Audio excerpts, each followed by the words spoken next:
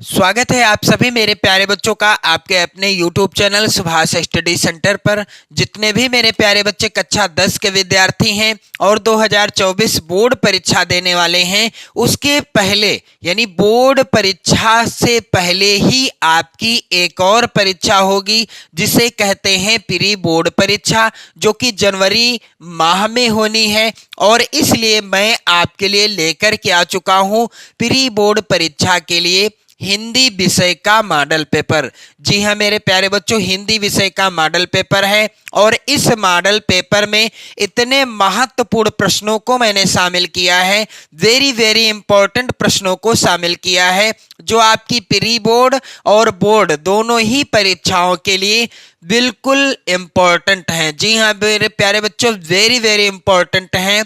तो मेरे प्यारे बच्चों, आपसे रिक्वेस्ट है कि आप लोग चैनल पर यदि नए हैं तो चैनल को सब्सक्राइब कर लेना, वीडियो को लाइक शेयर कर देना और अपने प्यार भरे कमेंट भी करते रहना।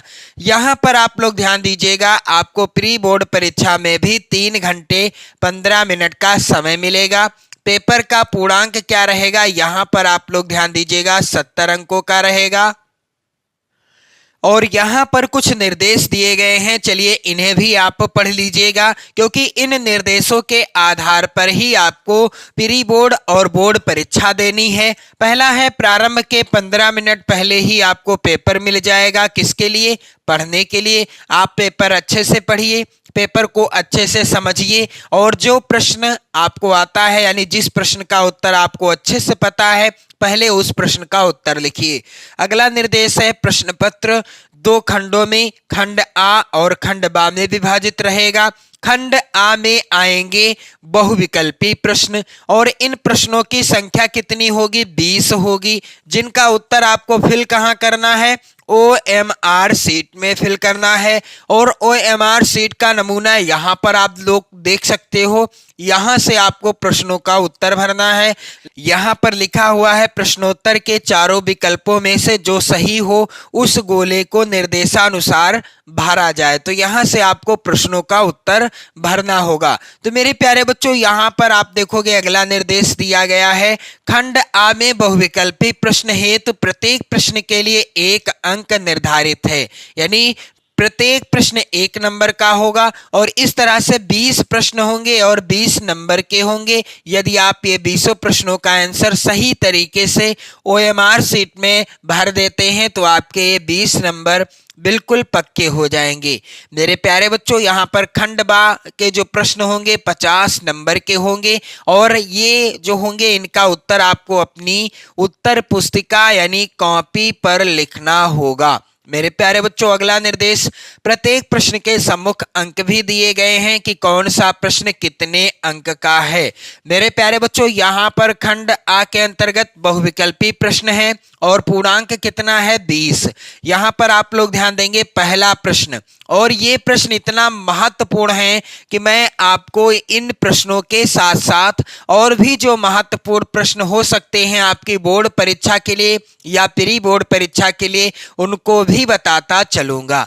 तो यहाँ पर पहला प्रश्न है मेरे प्यारे बच्चों, आप लोग ध्यान दीजिएगा, उपन्यास सम्राट कहा जाता है। दिए गए विकल्पों में से किसे उपन्यास सम्राट कहा जाता है? पहला है विकल्प मोहन राकेश को, दूसरा है सेठ गोविंद दास को, तीसरा विकल्प है हरि कृष्ण प्रेमी को, चौथा विकल्प है मुंशी प्रेमचंद जी को। तो उपन्यास सम्राट किसे कहा जाता है? मुंशी प्रेमचंद जी को कहा जाता है। यदि प्रश्न आ जाता एकांकी सम्राट किसे कहा जाता है, क्योंकि ये प्रश्न भी पूछा गया है बोर्ड परीक्षाओं में, एकांकी सम्राट किसे कहा जाता है? तो एकांकी सम्राट कहा जाता है डॉक्टर राम कुमार वर्मा जी को। और डॉक्टर राम कुमार वर्मा जी की प्रसिद्ध एकांकी का नाम क्या है? दीपदान इनकी प्रसिद्ध एकांकी है, जिसको आपने कक्षा 9 में पढ़ा ही होगा। मेरे प्यारे बच्चों, उपन्यास सम्राट किसे कहा जाता है? मुंशी प्रेमचंद जी को कहा जाता है। एकांकी सम्राट किसे कहा जाता है? राम कुमार वर्मा जी को कहा जाता है। इनकी प्रसिद्ध एकांकी कौन सी है? दीपदान एकांकी है। यहाँ पर आप लोग ध्यान दीजिएगा मेरे प्यारे बच्चों, अगला प्रश्न है, त्रिवेणी के लेखक कौन है? त्रिवेणी के लेखक कौन है? यहाँ पर विकल्प है पहला श्याम सुंदर दास, दूसरा विकल्प है मेरे प्यारे बच्चों यहाँ पर आप लोग ध्यान देंगे महादेवी वर्मा, तीसरा विकल्प है रामचंद्र शुक्ल और चौथा विकल्प है रामधारी सिंह दिनकर। तो इस प्रश्न का उत्तर क्या होगा मेरे प्यारे बच्चों? त्रिवेणी के लेखक हैं आचार्य रामचंद्र शुक्ल जी। और यह रचना यदि प्रश्न में पूछा जाए त्रिवेणी किस विधा पर आधारित रचना है, तो त्रिवेणी जो है आलोचना विधा पर आधारित रचना है। त्रिवेणी आचार्य रामचंद्र शुक्ल जी की रचना है और यह आलोचना विधा पर आधारित रचना है। इस तरह से मैं आपको प्रत्येक प्रश्न से एक ना एक या दो या तीन प्रश्न महत्वपूर्ण बताता चलूंगा और मैं वादा करता हूं कि इनमें से एक भी प्रश्न बाहर से नहीं आएगा, ये 100% की गारंटी है। तो मेरे प्यारे बच्चों आप लोग वीडियो शेयर कर देना, लाइक कर देना, अपने प्यार भरे कमेंट भी करते रहिएगा। यहाँ पर आप इन प्रश्नों के साथ साथ जो प्रश्न मैं आपको बताता चल रहा हूँ उन्हें आप अपनी नोट्स पर जरूर लिखते रहिएगा। अगला प्रश्न संख्या 3 है मेरे प्यारे बच्चों, निम्न में से सरस्वती किस युग की पत्रिका है? दिए गए विकल्पों में से सरस्वती किस युग की पत्रिका है?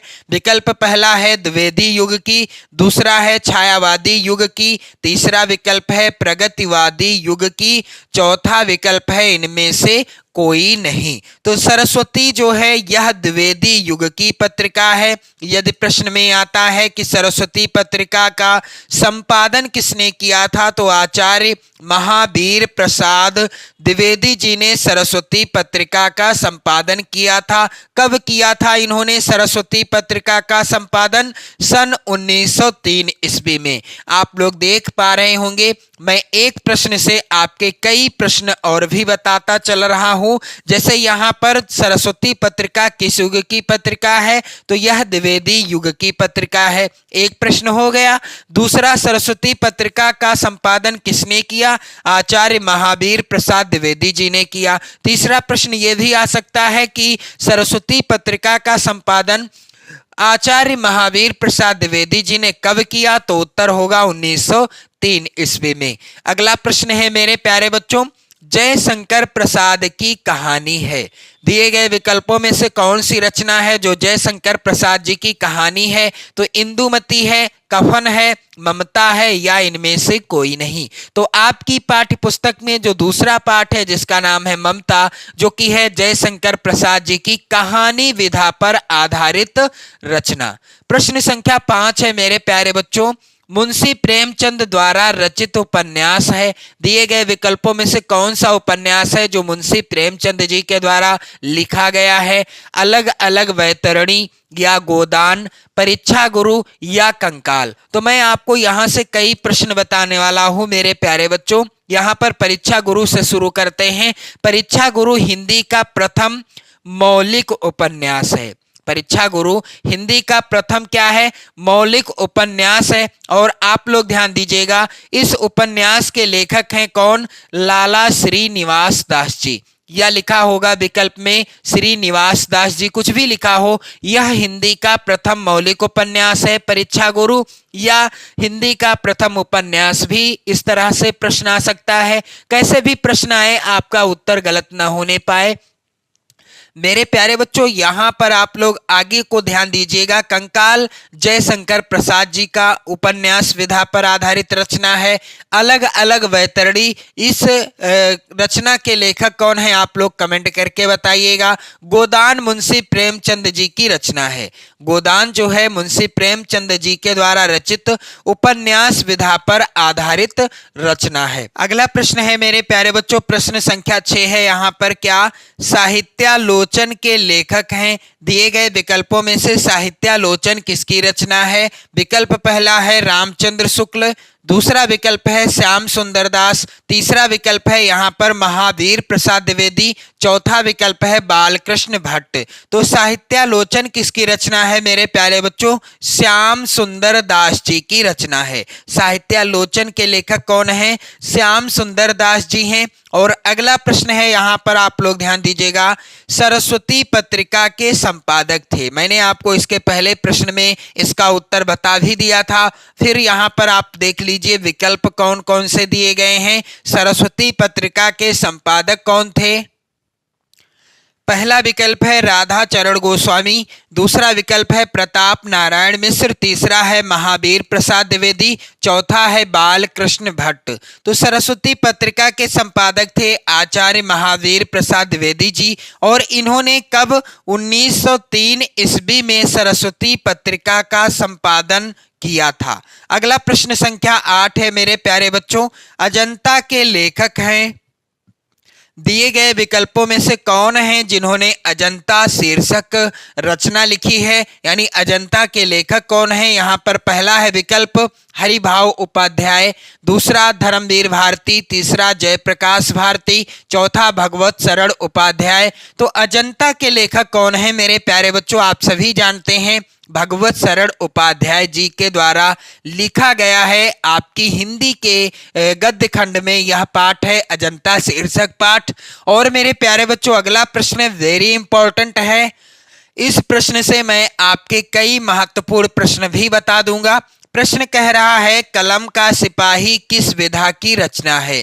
पहला है विकल्प आत्मकथा, दूसरा विकल्प है कहानी, तीसरा विकल्प है उपन्यास, चौथा है विकल्प जीवनी। तो कलम का सिपाही जीवनी विधा पर आधारित रचना है। यदि परीक्षा में प्रश्न आता है कलम का सिपाही किसकी जीवनी है, तो यह मुंशी प्रेमचंद जी की जीवनी है। यदि प्रश्न आता है कलम का सिपाही की जो यह रचना है, यानी कलम का सिपाही जो रचना है इसके लेखक कौन है या रचनाकार कौन है, तो उत्तर हो जाएगा अमृत राय। किसी भी तरह से प्रश्न आए आपसे गलत ना होने पाए, कलम का सिपाही जीवनी विधा पर आधारित रचना है। कलम का सिपाही किसकी जीवनी है? मुंशी प्रेमचंद जी की जीवनी है। कलम का सिपाही के लेखक कौन है? अमृत राय जी हैं। अगला प्रश्न है मेरे प्यारे बच्चों, अग्नि रेखा किसकी कृति है? दिए गए विकल्पों में से किसकी रचना है अग्नि रेखा? पहला विकल्प है महादेवी वर्मा, दूसरा विकल्प है सुमित्रा नंदन पंत, तीसरा है माखनलाल चतुर्वेदी, चौथा है राम नरेश त्रिपाठी। तो अग्नि रेखा महादेवी वर्मा जी की रचना है। प्रश्न संख्या 11 है, हे खग मृग हे मधुकर श्रेणी तुम देखी सीता मृग नयनी, इन पंक्तियों में कौन सा रस है? क्या वीर रस है, हास्य रस है, विभत्स रस है या फिर करुण रस है? तो हे खगमृग हे मधुकर श्रेणी तुम देखी सीता मृग नयनी, जब सीता का हरण हो जाता है तब भगवान राम और लक्ष्मण सीता जी की खोज में सभी से पूछते हैं, किससे किससे? हे खग मृग, हे खग अर्थात पक्षियों, हे मृग हे हिरण, हे मधुकर हे भौरों, हे समस्त जीव जंतु पेड़ पौधों लताओं, मैं आप सभी से पूछता हूं कि क्या आपने मृग के समान जिसके नेत्र हैं ऐसी मेरी प्रिय सीता को देखा है? तो यहाँ पर कौन सा रस हो जाएगा? हास्य रस तो बिल्कुल नहीं होगा, क्योंकि दुख हो रहा है तो करुण रस होगा। और करुण रस का स्थायी भाव पूछ लेता है परीक्षा में यदि, तो करुण रस का स्थायी भाव हो जाएगा शोक। हास्य रस का स्थायी भाव क्या है? हास है। वीर रस का स्थायी भाव क्या है? उत्साह है। और विभत्स रस का स्थायी भाव आप लोग कमेंट करके बताइएगा। अगला प्रश्न संख्या 12 है मेरे प्यारे बच्चों, पीपर पात सरिस मन डोला पंक्ति में अलंकार कौन सा है? पहला विकल्प है उत्प्रेक्षा अलंकार, दूसरा विकल्प है रूपक अलंकार, तीसरा विकल्प है उपमा अलंकार, चौथा विकल्प है श्लेष अलंकार। तो पीपर पात सरिस मन डोला यानी पीपल के पत्ते के समान मन डोला यानी मन डोलने लगा। तो जहां पर किसी एक वस्तु की किसी दूसरी वस्तु के साथ समानता या तुलना की जाती है, या कोई व्यक्ति है या किसी व्यक्ति की हो चाहे वस्तु की हो, किसी दूसरी वस्तु के साथ समानता या तुलना की जाती है, वहां पर होता है कौन सा अलंकार? वहां पर होता है मेरे प्यारे बच्चों उपमा अलंकार। जैसे मैं आपको बता देना चाहता हूं, अगला जो यहाँ पर प्रश्न है वेरी वेरी इंपॉर्टेंट है। बंदहु गुरुपद पदुम परागा, सुरुचि सुबास सरिसे अनुरागा। दोनों चरणों में कुल कितनी मात्राएं हैं? तो यहां पर आप लोग ध्यान दीजिएगा, दोनों चरणों में कुल कितनी मात्राएं हैं। यहां पर सबसे पहले तो आपको मैं बता दूं कि ये जो पंक्तियां लिखी हुई हैं किस छंद में हैं? तो ये हैं चौपाई छंद में, और चौपाई छंद के प्रत्येक चरण में 16 मात्राएं होती हैं। और यहां पर कितने चरण हैं? 2 चरण हैं। बंदहु गुरु पद पदुम परागा, सुरुचि सुबास सरिस अनुरागा। 2 चरण हैं तो 16 दुन्ना कितना होता है? 32। यहां पर कितनी मात्राएं हैं? दोनों चरणों में 32 मात्राएं हैं। अगला प्रश्न है मेरे प्यारे बच्चों, कमल सरसिज जलज आदि क्या कहलाते हैं? तो विलोम तो बिल्कुल नहीं कहे जाते, ना तद्भव होंगे ना होंगे तत्सम। ये क्या हैं? पर्यायवाची हैं। किसके? कमल के पर्यायवाची हैं। अगला प्रश्न संख्या 15 है मेरे प्यारे बच्चों, दशानन में समास कौन सा है? तो जिस समास का पहला पद, जिस समास का पहला पद, अब यहां पर दशानन है तो यहां पर 10 हो गया पहला पद और आनन हो गया दूसरा पद। तो जिस समास का पहला पद क्या हो? पहला पद हो संख्यावाची यानी गिनती बताने वाला, और दूसरा पद क्या हो? किसी समूह या समाहार का बोध कराए, तो वहां पर होता है कौन सा समास? द्विगु समास। मेरे प्यारे बच्चों आप जीवन भर नहीं भूलोगे, जिस समास का पहला पद गिनती बताने वाला हो और दूसरा पद किसी समूह या समाहार का बोध कराए, वहां पर होता है कौन सा समास? द्विगु समास होता है। अगला प्रश्न है मेरे प्यारे बच्चों, प्रश्न संख्या 16 है, कोयल का तत्सम शब्द होगा। कोयल का तत्सम शब्द क्या होगा? कोकिल, कोयली या कोयलिया या काकी होगा। तो कोयल का तत्सम शब्द हो जाएगा कोकिल। अगला प्रश्न संख्या 17 है मेरे प्यारे बच्चों, निम्नलिखित में भाववाच्य का एक उदाहरण क्या है? पहला है यहाँ पर विकल्प मैं पत्र लिखता हूं, दूसरा है थोड़ी देर सो लिया जाए, तीसरा है मुझसे पत्र लिखा जाता है, चौथा है लड़का चित्र बनाता है। तो दिए गए विकल्पों में से कौन सा उदाहरण है जो कि भाववाच्य का उदाहरण है? तो यहां पर उत्तर क्या होगा मेरे प्यारे बच्चों? थोड़ी देर सो लिया जाए। यहां पर ये वाला विकल्प क्या हो जाएगा? सही हो जाएगा। अगला प्रश्न है मेरे प्यारे बच्चों, यहां पर आप लोग ध्यान दीजिएगा, जिन शब्दों का रूप लिंग वचन और कारक के कारण परिवर्तन हो जाता है वह क्या कहलाते हैं? तो जिन शब्दों का रूप लिंग वचन और कारक के कारण परिवर्तन हो जाता है उसे क्या कहते हैं मेरे प्यारे बच्चों? यहां पर आप लोग ध्यान दीजिएगा, विकारी शब्द कहते हैं। अगला प्रश्न संख्या 19 है, यहां पर युष्मद शब्द का तृतीया चतुर्थी पंचमी विभक्ति द्विवचन में रूप क्या होगा? तो यहां पर आप लोग ध्यान दीजिएगा, उत्तर हो जाएगा युवाभ्याम। अगला प्रश्न संख्या 20 है मेरे प्यारे बच्चों, निम्नलिखित वाक्यों में से आज्ञावाचक वाक्य कौन सा है? यानी कौन सा वाक्य ऐसा है जिसमें आज्ञा दी जा रही है? तो पहला है यहां पर ईश्वर तुम पर कृपा करे, दूसरा है इस दुर्घटना के विषय में किसे नहीं मालूम, तीसरा है सर्वप्रथम पूजा करके काम में जुट जाओ, चौथा है यहां पर क्या वह बिना पूछे चला गया। तो किस वाक्य से प्रतीत होता है कि आज्ञा दी जा रही है? तो सर्वप्रथम पूजा करके काम में जुट जाओ, ये आज्ञावाचक वाक्य है। अगला यहाँ पर प्रश्न आप देखोगे खंड बा के अंतर्गत, और खंड बा में आएंगे वर्णनात्मक प्रश्न, जिनका उत्तर आपको अपनी कॉपी पर लिखना होगा। और ये जो 20 प्रश्न आएंगे, इनका आंसर आपको OMR शीट में फिल करना है, सही तरीके से फिल करना है। तो यहाँ पर प्रश्न है, यहाँ पर जैसे मान लीजिए आप लोग, यहाँ पर प्रश्न संख्या 20 है। अब 20 के बाद यहाँ पर एक मैंने लिख दिया है, लेकिन यहाँ पर हो सकता है आपकी परीक्षा में 21 लिखा हो, कुछ भी लिखा हो। आप इस चीज के बारे में मत ज्यादा टेंशन करिएगा, क्योंकि यहाँ पर कुछ भी लिखा हो उसी हिसाब से आपको क्या डाल देना है, अपनी उत्तर पुस्तिका में प्रश्नोत्तर संख्या डालते रहना है। तो मेरे प्यारे बच्चों, आप लोग कमेंट करके बताओगे तो मैं पेपर को पूरा सॉल्व करके बता दूंगा, कैसे आपको ये सब चीजें लिखनी है, कैसे आपको अपनी बोर्ड परीक्षा की कॉपी लिखनी है, सारी चीजें मैं आपको बता दूंगा। मेरे प्यारे बच्चों, यहाँ पर प्रश्न है, निम्नलिखित गद्यांश पर आधारित 3 प्रश्नों के उत्तर दीजिए। तो यहाँ पर गद्यांश आएंगे आपकी परीक्षा में 2, आपको किसी एक गद्यांश के नीचे दिए गए 3 प्रश्नों का उत्तर देना होगा, 6 नंबर आपको मिलेंगे।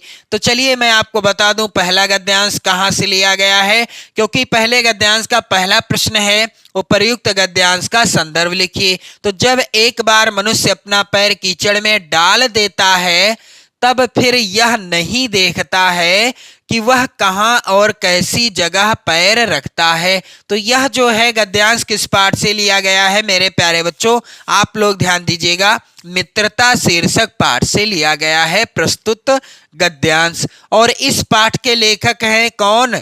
आचार्य रामचंद्र शुक्ल जी हैं इस पाठ के लेखक। आप लोग ध्यान दीजिएगा, आचार्य रामचंद्र शुक्ल जी हैं मित्रता शीर्षक पाठ के लेखक।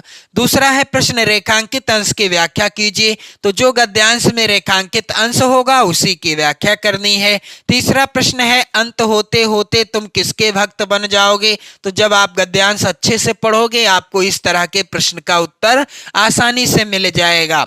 अथवा में भी गद्यांश है यहाँ पर, कितना जीवन बरस पड़ा है इन दीवारों पर, जैसे फसाने अजायब का भंडार खुला पड़ा हो, कहानी से कहानी बनती चली गई है। मेरे प्यारे बच्चों, यह जो है गद्यांश अजंता शीर्षक पाठ से लिया गया है, और अजंता शीर्षक पाठ के लेखक हैं कौन? भगवत शरण उपाध्याय जी। और इस गद्यांश के नीचे भी 3 प्रश्न दिए गए हैं। मेरे प्यारे बच्चों, अगला प्रश्न है, निम्नलिखित पद्यांशों में से किसी एक पद्यांश के नीचे दिए गए प्रश्नों के उत्तर दीजिए। तो यहाँ पर 2 पद्यांश आप देख पा रहे होंगे, और आपको किसी एक पद्यांश के नीचे दिए गए प्रश्नों का उत्तर देना है, जिसके लिए 6 नंबर निर्धारित हैं। पहला है पद्यांश, सागर निज छाती पर जिनके अगणित अरणों पोते उठाकर पहुंचाया करता था प्रमुदित भूमंडल के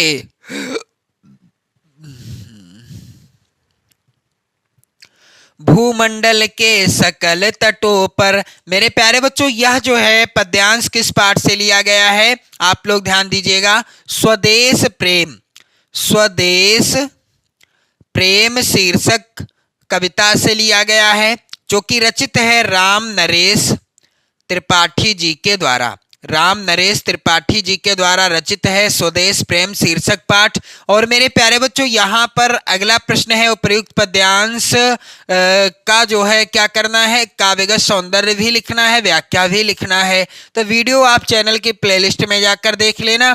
और अथवा में यहाँ पर पद्यांश है, जपमाला छापा तिलक सरय न एकौ काम, मन कांचे नाचे व्यथा सांचे राचे राम। तो यह लिया गया है मेरे प्यारे बच्चों, आप लोग कमेंट करके बताना। मैं आपको इस दोहे के रचनाकार का नाम बता रहा हूं, बिहारी लाल जी, और आपको बताना है कि बिहारी लाल जी के द्वारा किस शीर्षक यानी भक्ति के दोहे से लिया गया है या नीति के दोहे से लिया गया है, आपको कमेंट करके बताना है।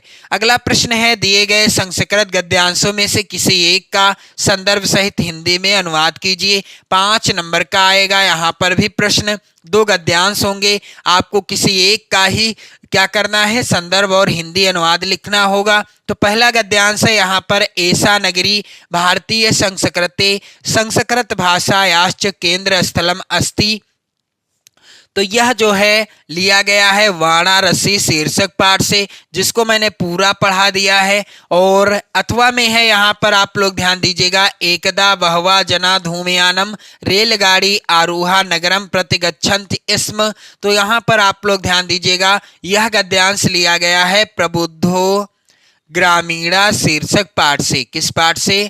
प्रबुद्धो ग्रामीणा शीर्षक पाठ से लिया गया है। और मेरे प्यारे बच्चों, आप लोग ध्यान देंगे, अगला प्रश्न है, दिए गए संस्कृत पद्यांशों में से किसी एक का संदर्भ सहित हिंदी में अनुवाद कीजिए। तो यहाँ पर पहला पद्यांश है, नीर क्षीर विवेके हंस्यालस्यम त्वमेव तनुषे चेत। तो यह किस पाठ से है?